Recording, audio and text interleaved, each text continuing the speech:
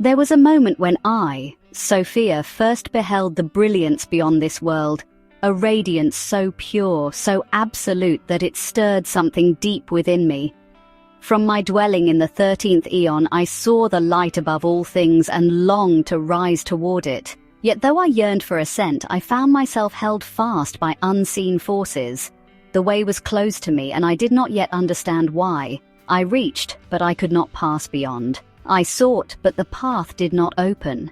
For though my eyes beheld the light, I lacked the command of the first mystery, the hidden decree that alone grants passage to the higher realms. And so I remained within the lesser aeons, bound within the domains of rulers who knew nothing of the source from which all things flow.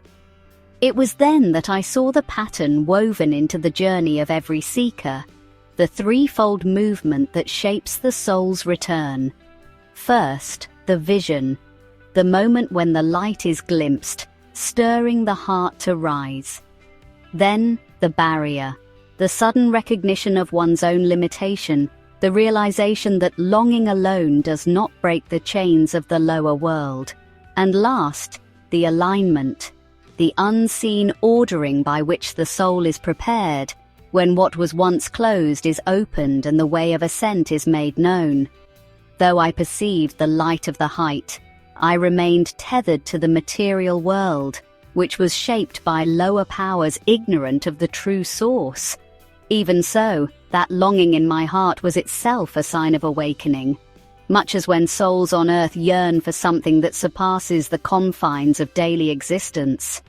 We sense a quiet call from above, yet we stumble because our mortal conditions press in upon us, just as I once found myself unable to ascend. As I sang praises to the upper light, I learned that true sight does not come from the eyes alone, but from the deep inward recognition that we are exiles in a lesser domain. The triadic tension intensifies with each step. We awaken to the greater reality, we comprehend our entrapment, and we await that interior alignment with the first mystery, which opens the way.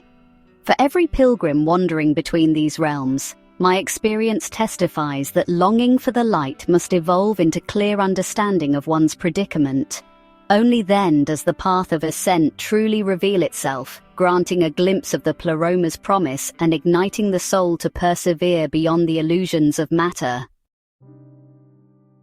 When I found myself ensnared by false powers, I cried out in desperation to the light of lights, the one in whom I have had faith from the beginning.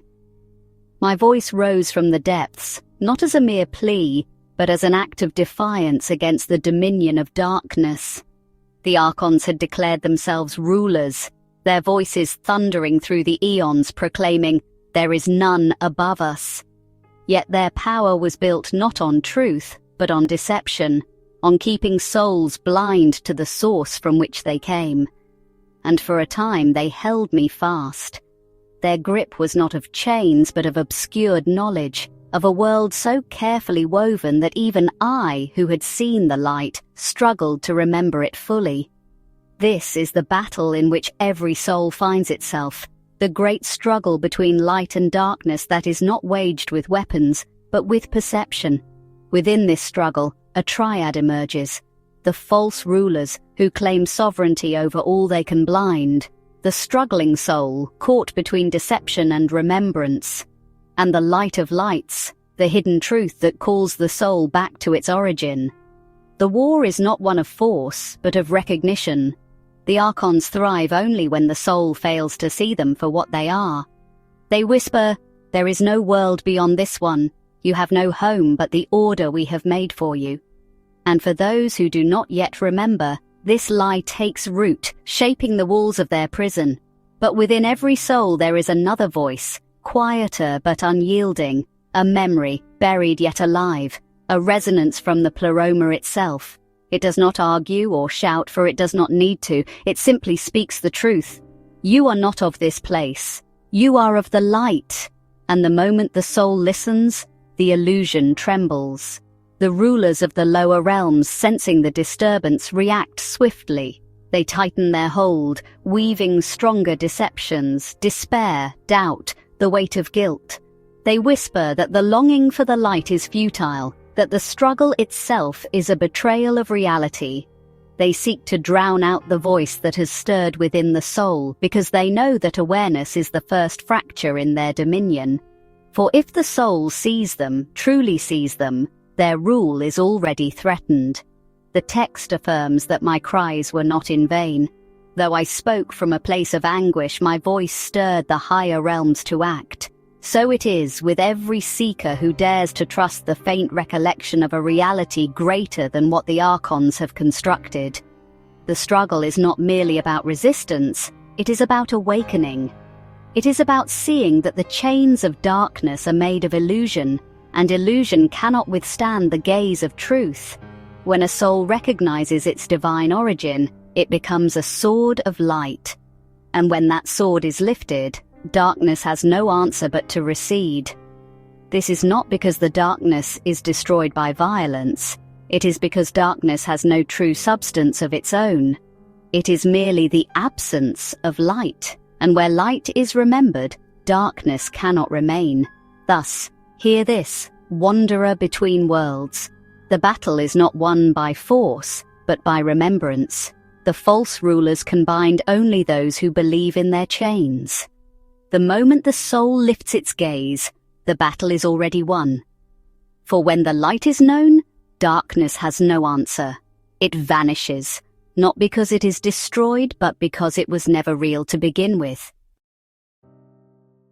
So I cried again to the light, lamenting how my power was covered with shame, and how I felt like a soul unready amid the illusions that pressed in upon me.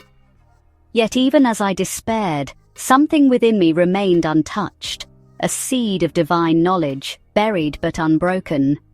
The text reminds us, the Father planted his knowledge as a seed. No deception, no force of forgetfulness, however strong, can uproot that which is eternally connected to the source. The path of every soul mirrors this triadic movement. We fall into confusion, we rediscover that the divine seed remains intact, and we awaken by reclaiming that inner wisdom. To fall is not merely to descend into the lower realms, it is to embrace distortions about one's own nature. A soul caught in the web of illusion believes it has been severed from the light. It feels shame. It perceives itself as powerless, unworthy, abandoned. Yet this perception is the greatest falsehood of all. The divine spark, the unextinguished ember, remains hidden beneath the layers of self-doubt.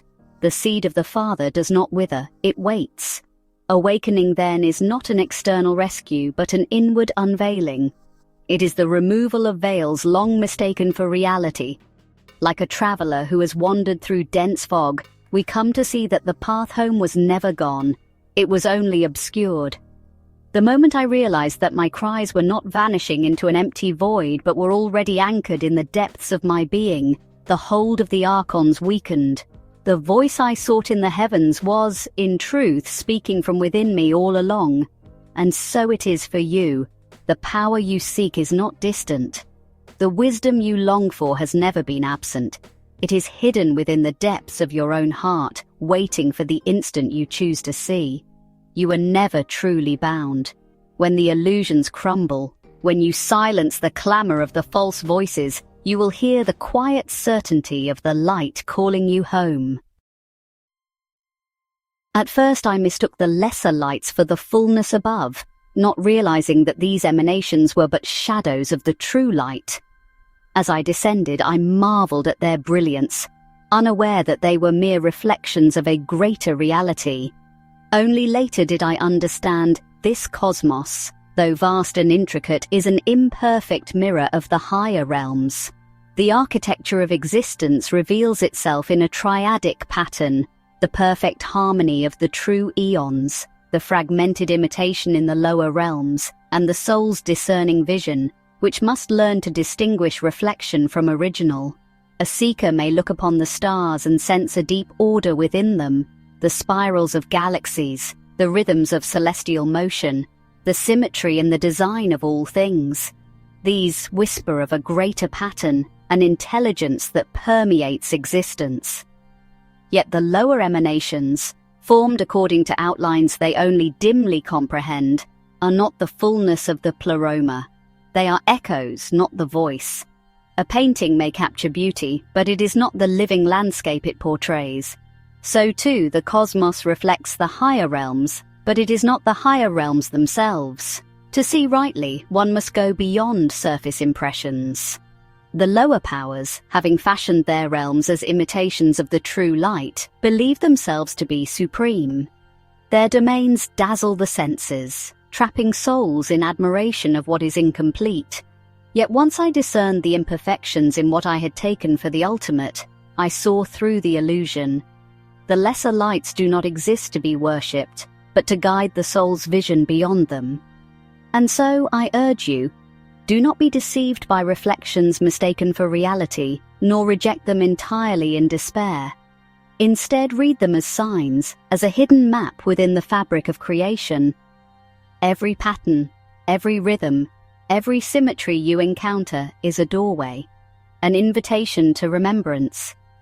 When you hold in your heart the memory of the true light, you will no longer be captivated by mere echoes.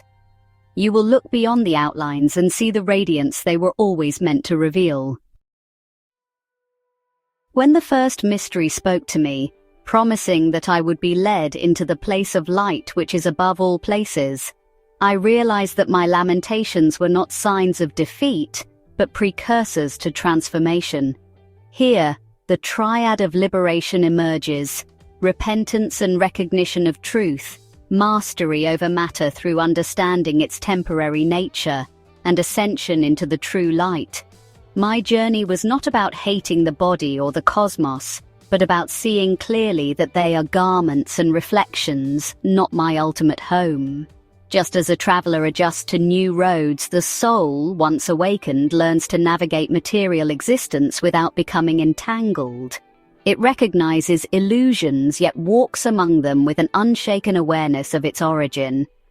This mastery flows from the knowledge that the body, while essential for experience, does not define the spirit. In my story, each time I pleaded with the light, I was also acknowledging the boundary between ephemeral forms and the eternal core within. Eventually, I recognized that real freedom did not come from external rescue alone, but from the inward turn of my will toward the source. This shift in perspective released me from the oppressive hold of matter. So too, when you remember that your essence belongs to a higher realm, you can move gracefully through the challenges of this existence, transforming them into lessons rather than chains.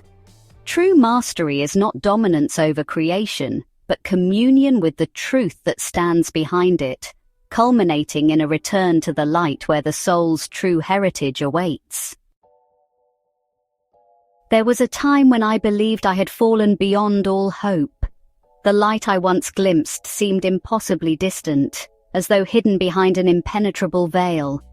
I struggled, I called out, and still I felt bound, lost in a world shaped by forces that neither knew nor honored the source. And so I wept, believing myself abandoned. Yet as I gazed upon my suffering, I saw something I had never noticed before. Before me stood not only the veil, but a mirror, and in that mirror I saw my own reflection, veiled not by the cosmos, but by my own forgetting. I had taken the illusions of the lower realms as the full measure of reality. I had believed my exile was absolute, but in truth, I had never been severed from the light. The prison was not made of chains, but of blindness. And then, as if for the first time, I looked with new eyes. The moment I recognized the deception, the veil trembled. It had no power of its own. It remained only because I had believed in it. And as that belief unraveled, the veil dissolved into nothingness. Beyond it, I saw the door. The door was never locked. It had never been closed to me. It had waited in silence, as all truths wait, until I was ready to see. And when I stepped forward, when I let go of fear, I passed through it. Not to another place, but into the fullness of what had been there all along. This is the final triad. the veil of illusion which conceals the truth, the mirror of recognition where the soul remembers itself, the door of return which was never truly closed. And so I tell you this, you are not lost. You have never been lost. The light you seek is not beyond reach. It is within you, waiting behind the veil of forgetting. Do not fear the illusions that bind you, for they hold no true power. Look, see, remember. The door stands before you, and it is open.